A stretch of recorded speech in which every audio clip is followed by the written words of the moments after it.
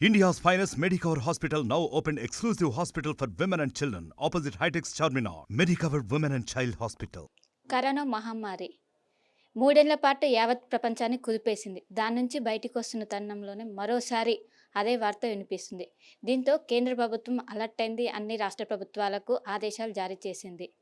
ప్రస్తుతం నేను గాంధీ హాస్పిటల్‌లో ఉన్నాను. గాంధీ హాస్పిటల్ సూపరింటెండెంట్ రాజారావు గారు మనతో ఉన్నారు. మాట్లాడదాం. సార్, కరోనా 3 ఏళ్ల పాటు గాంధీ హాస్పిటల్ ఎంతో కీలక పాత్ర పోషించింది. ఇప్పుడు మరోసారి సబ్ వేరియంట్ అంటున్నారు. ఇప్పుడు ఎన్ని బెడ్స్ సిద్ధంగా ఉన్నాయి? అంటే మనం కోవిడ్ సర్వీస్ చేసినాక తర్వాత జనరల్ హాస్పిటల్‌గా కన్వర్ట్ చేశాక ఏవైతే ఐసోలేషన్ బెడ్స్ ఉన్నాయో కొన్ని ఐసోలేషన్ బెడ్స్‌ని అట్లాగే ఉంచాం మనం. సో, అట్లా ఒక 30 బెడ్స్‌ని మనం ఐసోలేషన్ బెడ్స్‌గా అట్లనే కంటిన్యూ చేస్తున్నాము. కాకపోతే ఇప్పుడు ప్రెజెంట్‌గా కేసులు అట్లేమీ లేవు. సో, వారంలో ఒక కేసు, 2 కేసులు అట్లా వస్తున్నాయి. అది పాండమిక్ పోయాక, ఎండమిక్ అయిపోయాక డిసీజ్ అది ఏ దేంట్లోనైనా గాని వస్తాయి. అందులో భాగంగానే అట్లా ఐసోలేషన్ వార్డ్ ఉంచాం గానీ, ఇప్పుడు దీని గురించి అలర్ట్ అని మనము అట్లా హ్మ్. భయపడాల్సిన అవసరం అయితే ఏమి కనిపించట్లేదు. ఇప్పటికే రాష్ట్ర ప్రభుత్వం నుంచి మీకేమైనా ఆదేశాలు వచ్చాయా? అఫీషియల్‌గా అయితే మాకు అంటే అలర్ట్‌గా ఉండండి అని వచ్చింది. హ్మ్. తర్వాత ఏవైతే ఇన్‌ఫ్లుయెంజా లైక్ ఇల్‌నెస్ కేసెస్ గానీ, ఐఎల్‌ఐ హ్మ్. అంటాము. లేకపోతే సారీ కేసెస్ అంటే severe acute respiratory illness cases అటువంటివి ఏమన్నా వస్తుంటే కూడా వాటికి టెస్టింగ్ చేసి, హ్మ్. టెస్టింగ్‌లు పెంచాలని, హ్మ్. తర్వాత ఈ ఐసోలేషన్ మెజర్స్ తీసుకోవాలని, హ్మ్. ఇటువంటి అలర్ట్స్ మాకొచ్చినాయి. అందులో భాగంగానే మేము ఇట్లా కేసెస్‌ని మేము మానిటర్ చేయటం జరుగుతుంది. ఇప్పటికే కరోనా వచ్చినాక చాలా సబ్ వేరియంట్లు అన్నీ వచ్చాయి. కానీ ఎప్పుడు మరణాలు నమోదు కాలే. కానీ ఇప్పుడు మరణాలు నమోదయ్యాయని చాలా తీవ్రంగా ఉందని కూడా వార్తలొస్తున్నాయి. దీనిపై ఏమంటారు? అంటే ఇది తీవ్రంగా ఉంటుందనైతే నేను అనుకోను. హ్మ్. బేసిక్‌గా ఈ సబ్ వేరియంట్ ఇప్పుడు ఏదైతే వచ్చిందో హ్మ్. జేఎన్-1 అనేది అంత సివియర్ వేరియంట్ ఏం కాదు. హ్మ్. సో, ఈ సెల్ఫ్ లిమిటింగే ఈ కోవిడ్ అన్నీ గూడా ఈ సబ్ వేరియంట్స్ అన్నీ గూడా సెల్ఫ్ లిమిటింగే. అంత సీరియస్ ఇల్‌నెస్ కాజ్ చేసే ఇది లేదు గానీ, హ్మ్.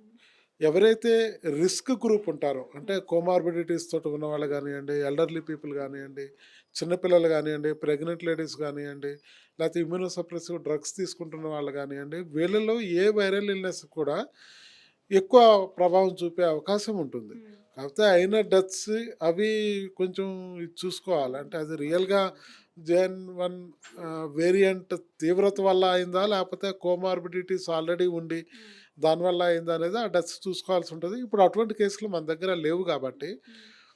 ఒక్కటైతే భయపడాల్సిన విషయం లేదు గానీ, డెఫినిట్‌గా అప్రమత్తంగా అయితే ఉండాలి. హ్మ్.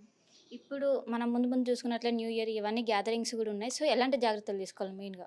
అట్‌లీస్ట్ రిస్క్ గ్రూప్ ఉన్నవాళ్ళు మాత్రం గ్యాదరింగ్స్‌కి దూరంగా ఉండాలి. ఎల్డర్లీ పీపుల్ ఒకళ్ళు, తర్వాత కోమార్బిడిటీస్ ఎవరైతే ఉన్నారో వాళ్ళు డెఫినిట్‌గా జాగ్రత్తలు తీసుకోవాలి. హ్మ్. ఎవరైతే సింప్టమ్స్ ఉంటాయో, ఈ రెస్పిరేటరీ సింప్టమ్స్ ఉన్నవాళ్ళు వాళ్ళంతట వాళ్ళు ఐసోలేట్ అయిపోయి మాస్క్ ధరించాలి.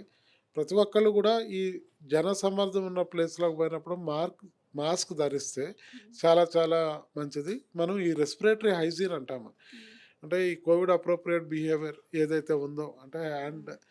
మనం శానిటైజేషన్ కానుండి, ఈ ఐసోలేషన్ కానుండి, హ్మ్. మాస్క్స్ ఇటువంటియన్నీ గూడా మనం పాటిస్తే ఎటువంటి వేవ్ గూడా ఎక్కువ స్ప్రెడ్ గాకుండా చూడొచ్చు. హ్మ్. జీనోమ్ సీక్వెన్సింగ్‌కి సంబంధించి ఏమైనా ఏర్పాట్లు చేశారా? అంటే అది మనకి సర్వేలెన్స్ టీమ్ వాళ్ళు చెప్తారు. హ్మ్. ఇక్కడున్న మన కేస్ హ్మ్. ఎక్కువ రికార్డ్ అవుతుంటే అప్పుడు జీనోమిక్ సీక్వెన్సింగ్ హ్మ్. చేస్తారు. సో, అది సర్వేలెన్స్ టీమ్ చూసుకుంటుంది. హ్మ్. ఏదేమైనా ఇప్పుడు ఈ వైరస్ కోవిడ్ అన్నదానికి మిగతా వైరస్‌లకి డిఫరెన్స్ ఏముంటుందంటే ట్రాన్స్‌మిసిబిలిటీ ఎక్కువుంటుంది. అంటే హ్మ్. ఇన్ఫెక్షన్స్ రేట్ చాలా ఎక్కువుంటది కాబట్టి చాలా ఫాస్ట్‌గా స్ప్రెడ్ అవుతది. హ్మ్. సో, చాలా ఫాస్ట్‌గా స్ప్రెడ్ అయితది కాబట్టి మనం గూడా జాగ్రత్తలు తీసుకుంటే ఇవి రాకుండా ఉంటాయి. హ్మ్. ఓవరాల్‌గా ప్రజలు ఇప్పుడు ఏ విధంగా ఉండాలో? ఇటువంటి జాగ్రత్తలే తీసుకోవాలి. రెస్పిరేటరీ హ్మ్. హైజీన్ అంటాము. అంటే ఆహ్, జనాలు ఎక్కువగా ఉన్నప్పుడు అటువంటి ప్లేసుల్లో ఈ కోమార్బిడ్ వాళ్ళు హ్మ్. పోకుండా ఉండటము.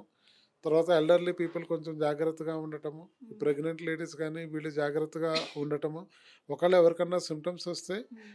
ఇమ్మీడియేట్‌గా వాళ్ళు ఈ టెస్ట్ చేయించుకొని అది కోవిడా, నాన్ కోవిడా హ్మ్. చూసుకోవాలి.